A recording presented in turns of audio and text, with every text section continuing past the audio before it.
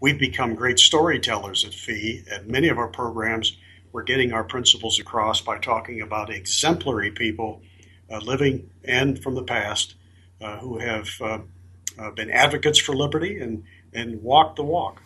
I wanted to ask you about someone who actually I don't think we've really mentioned much on Free Thoughts before, but who is very associated with Fee, Henry Hazlitt. I wanted to ask you about him, and for listeners who aren't familiar with him and aren't familiar with his excellent book, Economics in One Lesson, can you tell us a little about him and his association with Fee?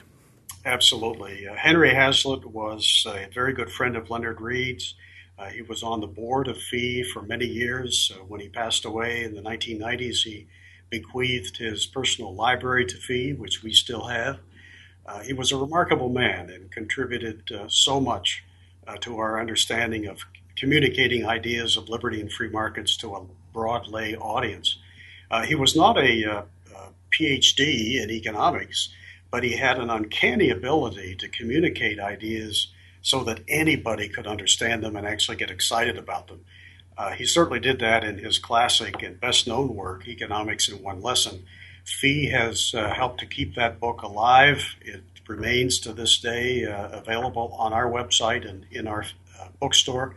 You can get it from other places as well, but we've made sure that it's always in print, and it's one of our best sellers. But Hazlitt was just a phenomenal guy. One of the most treasured things I have is correspondence, letters that he and I exchanged way back in the early 80s. And he's a remarkable guy. And so when we're talking about communicating free markets to young people or anyone whatsoever, I'm sure you have a lot to say about the fact that we have, since Adam Smith, we seem to know a lot about how markets work, but it seems to be very difficult to convince people that markets are a good thing. Why is it difficult to convince people that markets are a good thing? Well, I've often said that anybody can be a socialist. All it takes is the desire to have something that belongs to somebody else and the willingness to use political power and force to get it. But to be an advocate of liberty and to be a consistent one whose actions follow on from the principles, you've got to practice things like restraint. You can't stake a claim on somebody else's possessions just because you want it or have a good idea. I think liberty is the only social, political, economic arrangement that requires that we live to high standards of character. I've never, in all my reading of history, seen a single civilization where the people have lost their character and kept their liberty. So it doesn't take much to be a socialist, but it does take a higher level of understanding and of moral character, I think, to live your life within the principles of character and liberty. You've got to keep your hands out of other people's pockets. You've got to associate with others in a way that respects their lives and their property. And sometimes with the human desire to be secure, those things go by the boards if we think we can grab something no matter how we get it. So then what would you say so among young people right now, Bernie Sanders is quite popular, and the Bernie Sanders supporters might respond to what you just said by saying, don't you have it backwards?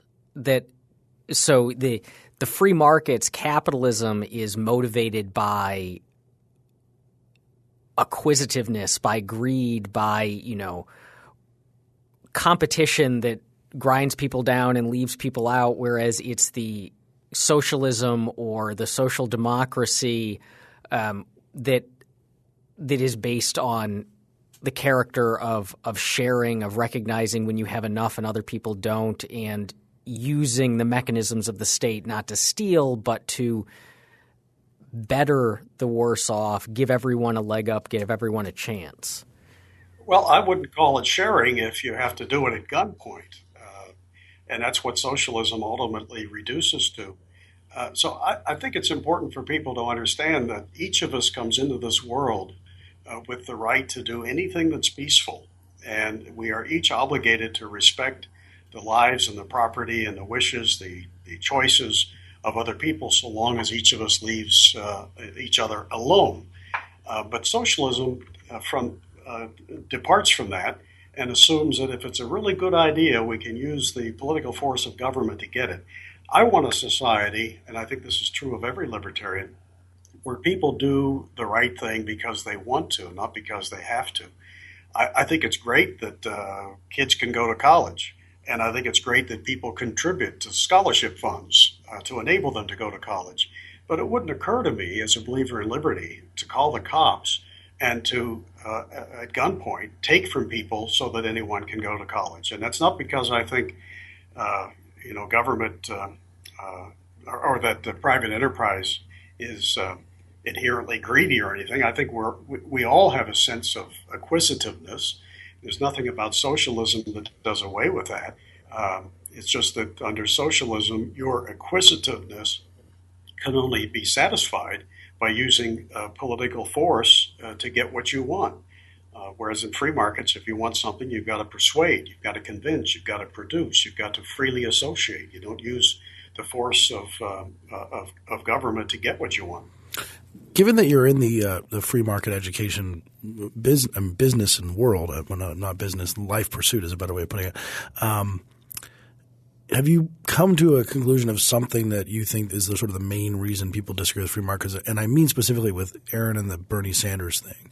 Yeah. Is it that they don't think that the market would supply these things or do a good job of supplying health care? So they just people don't know enough about the mechanisms of the market that can make these things work to have health care and education and charity? Or is there something more rapacious in some of these people who really just want to take from people who have something to give it to people who don't because of their view of justice? Maybe not rapacious, but at least more just about forcible redistribution for justice's sake. Yeah, I think there's something to that, but there are other factors at work as well. I'm trying to remember how you exactly put it at the opening of your question there. Well, the question of just they don't have the belief that the market works. Maybe the first thing we have to do is just convince them that it does, because they think that they're comparing Bernie Sanders' promises to Mad Max chaos of the robber barons era or some sort of image they have of what markets are like that they're probably wrong about. Yeah, people often judge markets against a perfect ideal. And if you judge anything according to that, it's going to be found wanting. They don't have the same high standard when it comes to government. If they did, they'd be looking around right now and saying, holy cow, we trusted it with providing education, but we've got 40, 50, 60% dropout rates in government schools that are graduating kids claiming that they've got a 12th grade knowledge, but in fact it may be 7th or 8th grade, unprepared for the future. We've got massive government failures in so many areas, but yet so many people seem to think, well, that's okay. At least we mean well when we do it through the government.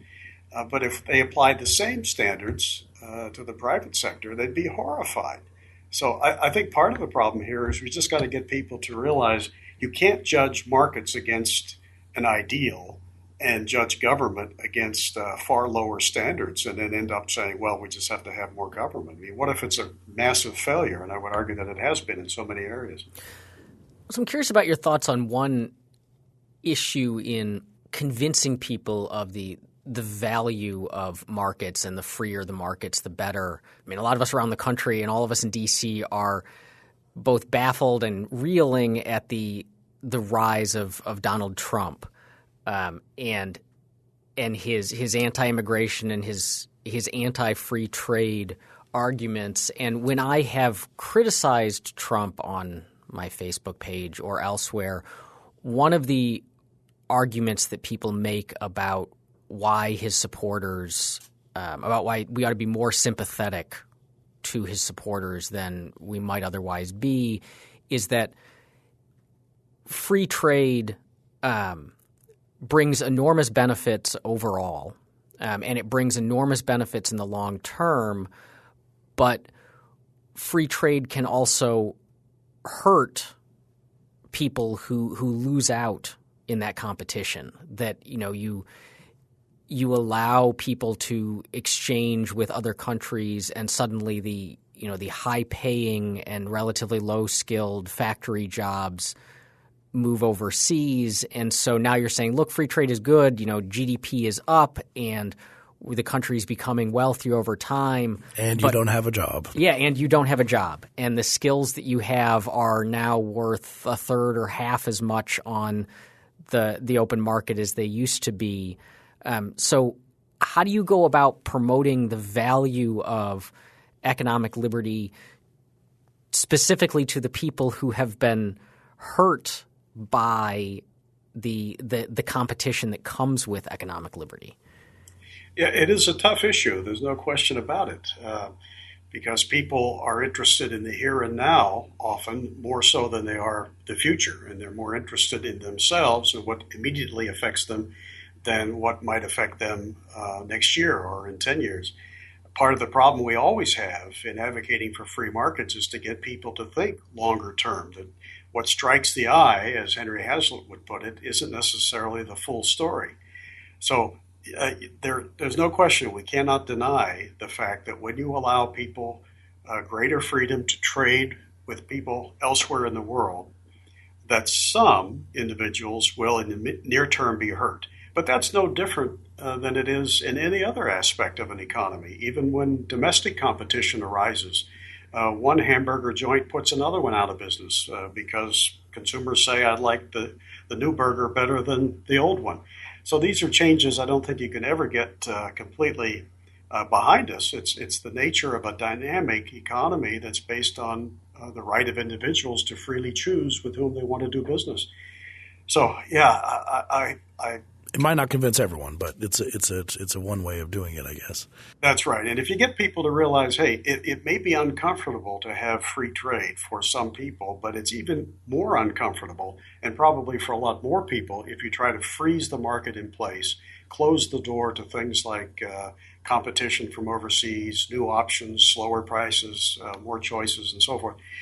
In the long run, that does benefit everybody better. And no one has the right to use the political force of government to feather their own nest or to keep the job that they presently have.